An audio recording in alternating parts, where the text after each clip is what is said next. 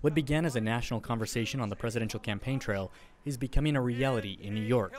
The Excelsior Scholarship, a more than $150 million annual college tuition program, is the answer to a rallying cry for free college tuition across U.S. state colleges.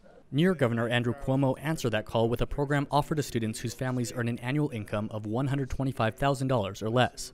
New York undergraduate students Teresa Lafferty and Nick Kyle believe the program should serve as a model for the rest of the country. We shouldn't have to bend over backwards and literally be slaving the rest of our lives, having to pay an enormous amount of money that the brain can't even comprehend how much it is. Of all of my friends that either live in England or live in France or countries in Europe, because the education there is a lot less expensive and because at most they're paying higher taxes, they have a greater opportunity to be able to study, especially if they want to, versus here where it's almost for the most part, a for-profit model.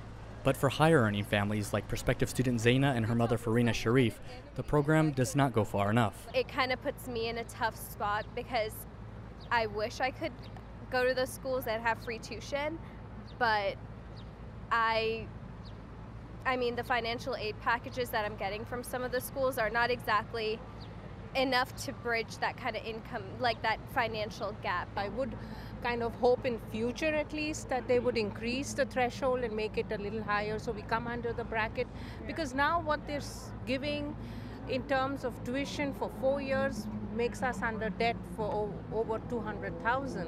Critics, meanwhile, believe the idea is unsustainable and a drain on the budget. U.S. Secretary of Education Betsy DeVos has appeared skeptical, countering during her confirmation hearing that nothing in life is truly free.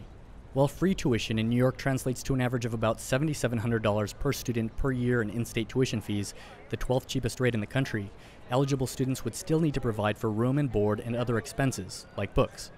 Upon graduation, recipients would be required to live or work in New York State for the same number of years that they benefited from the program. Ramon Taylor, VOA News, New York.